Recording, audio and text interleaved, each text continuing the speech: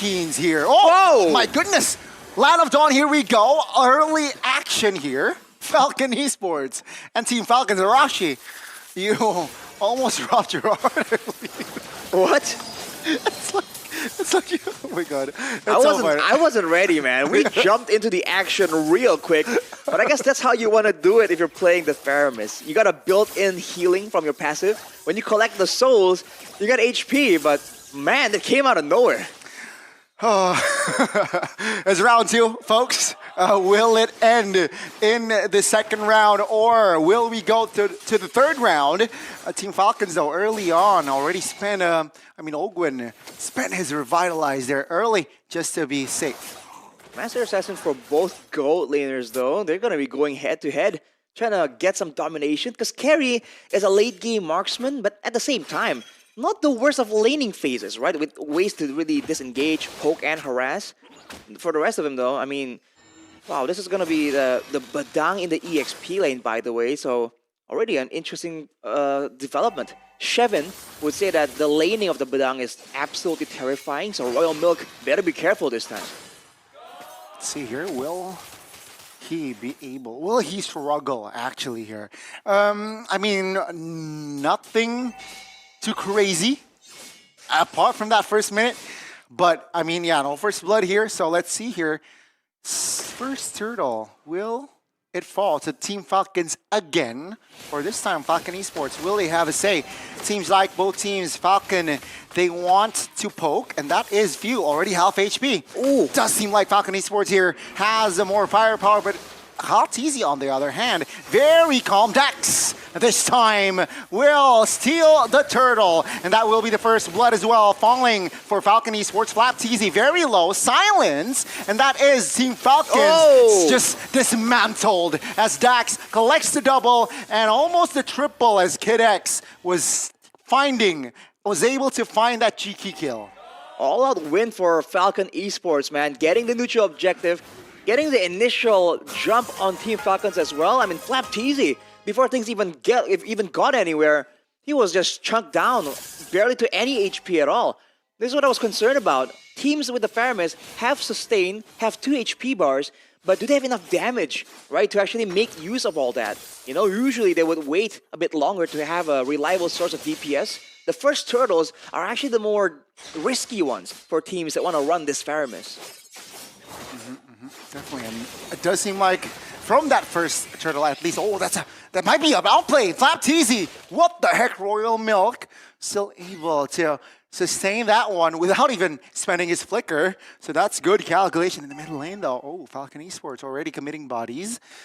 Waiting for the right target here as Benny is funneled gold here. Mid clear and top lane clear as well. Benny is really actively rotating given gold. I feel that's fine, particularly because PX7 on the Aurora already has 3 assists. I think he can afford to actually donate a bit of his income. And, I mean, for now, right, there isn't really any need for him to actually power farm, technically, because the Aurora does a lot of damage by default due to the kit, right? Kind of spammable. First skill technically has an extra bit of damage after the initial burst of damage. So we'll have to see now, with a 4-man rotation here, Team Falcons sticking together for the most part, which allows Falcon Esports to actually have a bit more of a, movement, a roam advantage, which we did not see in game number 1. Yeah, better comfortable spacing here. Better spacing from the side of Falcon Esports. And that is almost a steal from the side of Dax there. Retribution, no retribution from the side of Team Falcons. That's info. And potentially Falcon Esports will get the second turtle comfortably. And you see this pattern again and again. Royal Milk just all the way in the front, but look at this, man. Falcon, can they get some more? That's a good stun, and now with the Nether Realm here, Ogwen trying to survive. He will fall in the hands of Benny as Dax will claim Fuse life. Now, Team Falcons, they are in trouble. As take a look at the jungles already here, claimed by the side of Falcon Esports. Luckily, he has the retribution now, the mid turret in the mid lane. Tier 1 will fall. No compensation whatsoever from the side of Team Falcons. This is looking quite dangerous, man. Falcon Esports, they're getting that snowball that they want, and Dax definitely can carry on this joy We do know it's an assassin, but at the same time, late game Joy's damage, it's enough to melt even tanks. And Team Falcons trying to make a play, potentially catching Dax off guard. But yeah, they're still trying to find whatever they can. Pressure-wise though, especially with that mid lane turret taken by Falcon Esports, they gotta be a bit more careful. They really do. They really do. Let's see here. I'm thinking, what Team Falcons, what's their window here, right? I believe all they need to do now is just focus and funnel the goal to Super Marco, right? Super Marco, I mean, that's one way to do it. Especially if Super Marco does have the necessary items to be a real threat. There isn't really a lot of ways for Falcon Esports to lock him down with his mobility. But again, with a Joy in the hands of Dax, it might still be quite dangerous for Team Falcons to just rely completely on Super Marco. But if you take a look at the items here, Thunderbelt is completed for Flapteasy. He's going to be trying to stack that up. But with the teams already roaming around, the laning phase is over. He can't stack it that easily anymore. Let's see here. That's a good pull from the side of Team Falcons. Golden Staff already inside of Benny's arsenal. So extra attack speed as well. Good. I guess Falcon Esports, they're good at like waiting for the right moment here. When to pull the trigger. They know they are in control. So no rush here to commit on towards a team fight. They might want to ignore the turtle and go for kills instead. That might be what they require to get back in this game. Yep, Dax here, smelling blood, NetherRealm already committed. Now, with the rhythm of joy, it's actually Benny who will secure the kill alongside PX7. But Benny claiming extra gold with the double. Top lane though, that will be the only trade as the neutral objective will still fall for Falcon Esports. So that's perfect turtle this time for the Myanmar team. And Team Falcons are just doubling down on having that full-on 4v4 team fight technically without Super Marco. It's only the first start of the game for them though, but look at this, PX7. Oh, Flicker out of position. I guess this is a mistake here. An overextension punished by Super Marco and friends. Now, Kid X, will he be able to get out? Oh, this time he is still able to space out of danger. But Team Falcons here, they're saying, hey, if you're overextend, if you overcommit, we will be here and punish. Looking at the gold leaderboard, Benny, after the funneling, is just all the way up there. But Super Marco, surprisingly, only 1k gold. But look at this, whoa! That is the Holy Crystal for Dax. That is Holy Crystal for Dax, indeed. Fortunately, he wasn't around right there. Benny, man, walking alone past the river against Team Falcons right Bold there. move. Right into the fist of Flapteasy. That was quite dangerous. Forces him to use his flicker. But look at this now, Kid X. Yokwim though. Now Kid X actually punished a little. Now it's gonna be Royal Milk. Oh, that's a good freeze on towards Chou. And Dax will happily oblige, taking a kill. Perhaps Chou. That's a wave dragon on towards Super Marco. And you can say good night to Super Marco. Few in trouble. No spells activated. And that is Royal Milk just wreaking havoc. That's a double. Benny claims the mega. And that is Falcon Esports saying a statement here in game 2. The way of the dragon, accurate right onto Super Marco. And Falcon Esports, yes, they lost 2 members, but all of the important ones, the strong EXP lane Royal Milk, the late game threat Benny on the carry, and Dax on this Joy are just completely untouched. The selection of heroes to actually tank the turret there was just perfect. Now Team Falcons are nowhere to be seen on this Lord.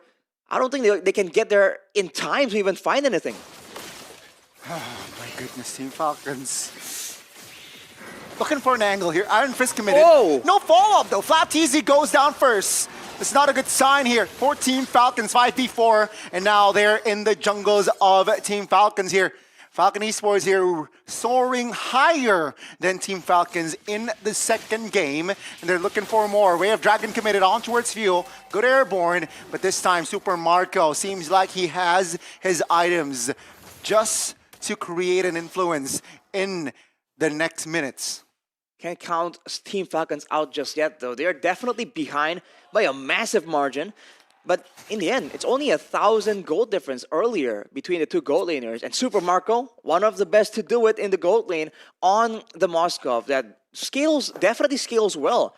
He doesn't have the same kind of true damage or shred that the carry has, but in a proper 5v5, he can actually hit multiple people at the same time. That's a factor that they have to that Falcon Esports have to consider if they want to go for an aggressive maneuver in the base here. Yeah, they really gotta be careful here. This is the first Lord, so no charge. Base turret in the bottom side, though, should be the main priority because the Lord is in the top area. Ooh.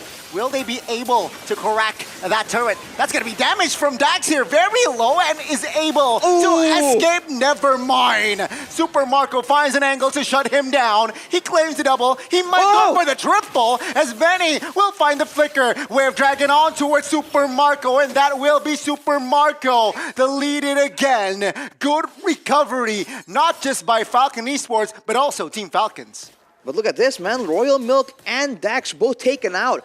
Particularly the shutdown onto Dax was secured by Super Marco with a beautiful Spear of Destruction. But I feel like afterwards, it seemed like there was a chance to just go all the way with it, but the Way of the Dragon turns out was still available. That is unfortunate, but in the grand scheme of things, that is a lot of good things happening for the side of Team Falcons. Looking at the items once again right here, already a Wind of Nature available. Wow. Along with the Trinity, so the damage is definitely already there.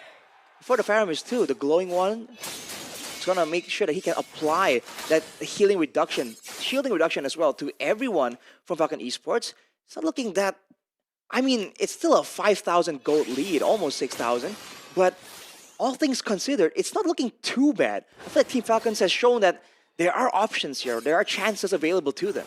I mean, definitely, right? I mean, again, with the spike that Super Marco has, it's more than enough to at least be a threat here. Regardless, Falcon Esports has a 5,000 gold lead. One big team fight, if Team Falcons gets it, yeah, they will neutralize in the gold department. And that is why Falcon Esports, they're also picking their battles here, not opening things up too crazy. But the Magic Sentry has been committed here. Bentley in a very, very awkward position, almost threatened there. That's a good, that's a Purify. Wow. That's a Purify spent though, I believe, from Fuel. So that's info again. Falcon Esports waiting on their cooldowns. And it does seem like they have a slight advantage knowing from that trade. Oh, the Lord's going to be blitzed down immediately. Benny is doing way too much damage. No contest from Team Falcons at all. That wasn't just the Purify, man. That was the Netherrealm as well. And still, despite all that, the fact that he got tagged by that Frigid Glacier just deleted him. PX7 is doing a ton of damage right now. You're right, you're right. And now this is the second chance here for Falcon Esports to try be on the offense and perhaps crack their mean base. Yeah. Let's see. With the Lord on the bottom side, what's the idea here? 3-wave push? Yeah. You know, or they can actually, I think they feel confident enough to just go for 3 individual fights if they want to. But for now, let's see Team Falcons here. Is there anything they can do to kind of stall out the waves? You know, because the wave management here is what's most important with the Lord. Let's see here. I mean, with the Faramis, your high ground isn't that good, but you have Moskov, you have Super Marco, who has collected his main priorities item. Whoa. Kaltizi opening things up. Glorious Pathway committed. That's Frigid Glacier on towards Fuel. Good night to Fuel. And ladies and gentlemen, the main base is wide open. Team Falcons, can they defend here? Lore taken care of, but that is Dax jumping in, claiming a body. Kaltizi goes down. And ladies and gentlemen, the team from Myanmar will force the Falcon from the Philippines on towards a Game 3. That was a close defense. A respectable attempt from Team Falcons, but there's just too much gold difference. Too much